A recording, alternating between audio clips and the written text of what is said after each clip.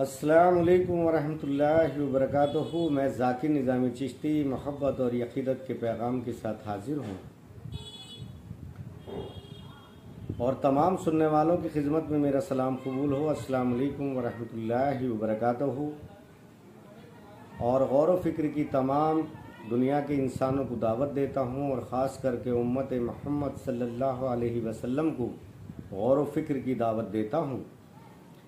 और आज का मेरा टॉपिक है कि हमारी दुआएं कबूल अक्सर क्यों नहीं होती, तो इस पर गौर व फिक्र करना पड़ेगा।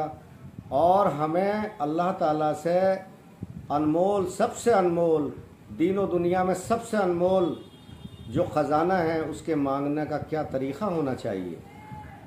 मांगते तो हैं मगर हमारी मिसाल ऐसे है, अगर चंद लोगों को छोड़ दूं कि चवन्नी पहले मांगते हैं और 1 करोड़ रुपए आखिर में मांगते हैं, जबकि समझदार वो है कि पहले करोड़ मांगे और छोटी दुआएं बाद में मांगे। यानी कि सबसे पहले अनमोल दुआ पहले मांगे और फिर सारी दुआएं मांगता चला जाए। और मांगने वाले मांगते भी हैं। भाई जब जब नमाज से फारिग हुआ करें, कुरान हकीम की तिलावत करके फारिग हुआ करें, रमज़ान के महीने में या बग़ैर रमज़ान के जब जब रोज़ा रखा अफ्तार से फारिग हुआ करें, तो अल्लाह से सबसे पहले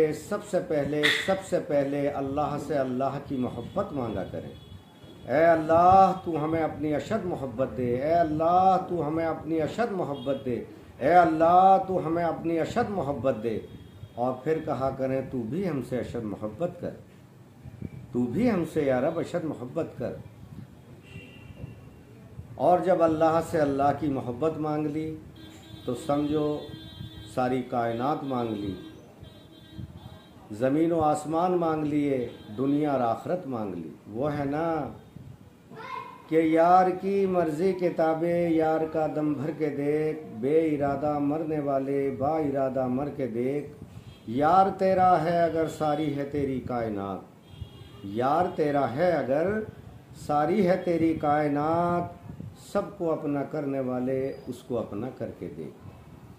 उसके बाद अल्लाह से तमाम नबी रसूलों की और ख़ास बार बार लगातार अल्लाह अपनी और अपने महबूब की और अहले बैत की अशद मोहब्बत दे, या अल्लाह अपनी और अपने महबूब की और अहले बैत की अशद मोहब्बत दे, या अल्लाह सहाबा इकराम की मोहब्बत दे, या अल्लाह शौदा की मोहब्बत दे, या रब्बुल आलमीन तमाम वली अल्लाहों की, अल्लाह वालों की मोहब्बत दे, या अल्लाह हमें अपने माँ बाप की मोहब्बत दे। और फिर आहिस्ता आहिस्ता तमाम अज़ीज़ रिश्तेदार यार दोस्त सबकी मोहब्बत भी मांगें और सब में मोहब्बत और इस्तफ़ाक़ की दुआएं भी किया करें।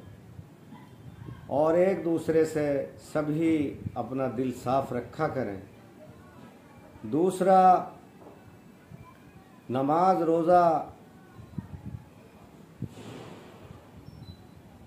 रोज़ा रखने के बाद, नमाज़ें पढ़ने के बाद ये गौर व फिक्र किया करें कि असली रोज़े और नमाज का मकसद क्या है। जिस दिन मकसद हमारी समझ आ जाता है तो यकीनन हमें अल्लाह ताला की ख़ास रहमत से हमारा ताल्लुक़ जुड़ जाता है और हम पर रहमत उसकी बरसनी शुरू हो जाती है।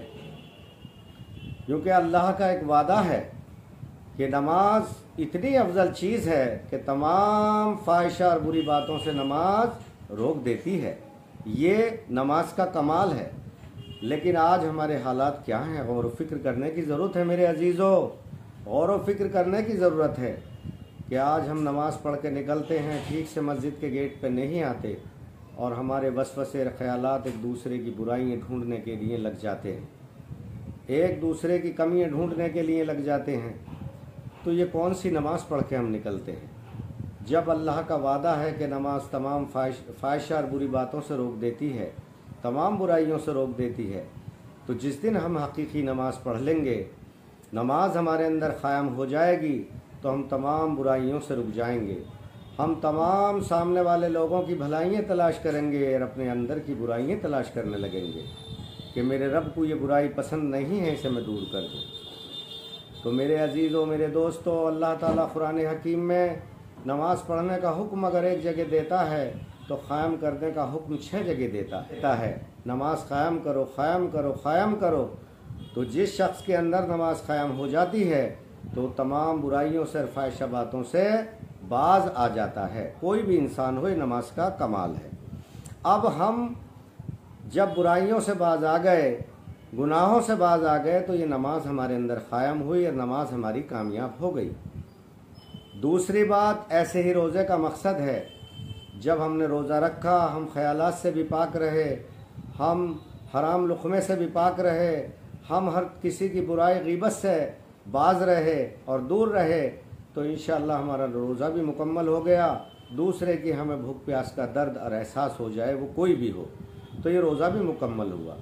लेकिन ये गौर व फिक्र करें, और बच्चों को और हमारे उलमाए दीन की भी ज़िम्मेदारी है कि वो हर जुमे नमाज से पहले, खुतबे से पहले 5 मिनट इस बात के निकालें कि बेशक नमाज रोज़ा तक़वे वालों के साथ अल्लाह ताला बेहतरीन फ़ैसले करेगा और उन्हें बेहतरीन इनाम देगा, लेकिन अपनी नमाज़ों को, अपने रोज़ों को, अपने हजों को ख़राब ना करें।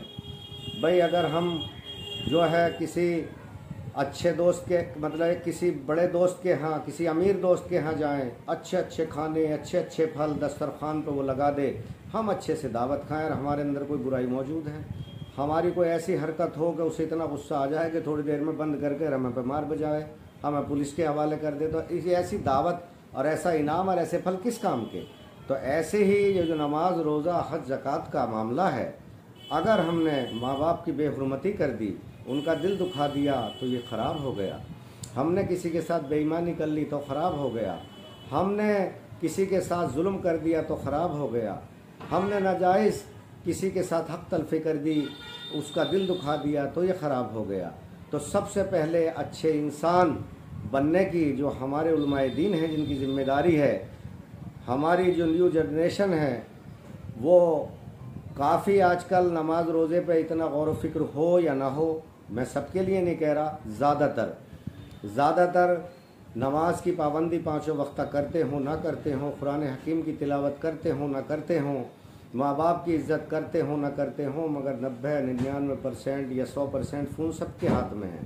तो कुछ हमारे उलमाए दीन हैं जो ऐसी न्यू जनरेशन को हमारी गुमराह करे दे रहे हैं, अल्लाह माफ़ करे। कुछ को कह रहा हूँ, मैं किसी का नाम नहीं ले रहा, मुझसे सब बेहतर हैं, सबसे कमतर मैं हूँ, मेरा मतलब किसी को घटाना नहीं है, बस एक दूसरे उलमाए दीन कमियाँ ढूंढने पे लगे हुए हैं। अब अल्लाह माफ़ करे, जैसे कि 2-3 का मैं किसी ख़ास करके को नहीं कह रहा, जिक्र कर दूँ। देवबंदी है, बरेलवी के लिए आयत ढूंढ रहा है, बरेलवी है देवबंदी के लिए आयत ढूंढ रहा है, दोनों अहले हदीस के लिए आयत ढूंढ रहे हैं, अहले हदीस दोनों के लिए आयत ढूंढ रहे हैं, और सब एक दूसरे को काफिर कहने पर लगे हुए। तो बच्चों पर गलत असर पड़ रहा है। सबको तौहीद पे जमा करो। सबसे पहले नमाज रोज़े की पाबंदी तो करो, लेकिन नमाजी और रोज़दार ये बेहतरीन उस वक्त बनेंगे जब ये पहले इंसान बन जाएंगे।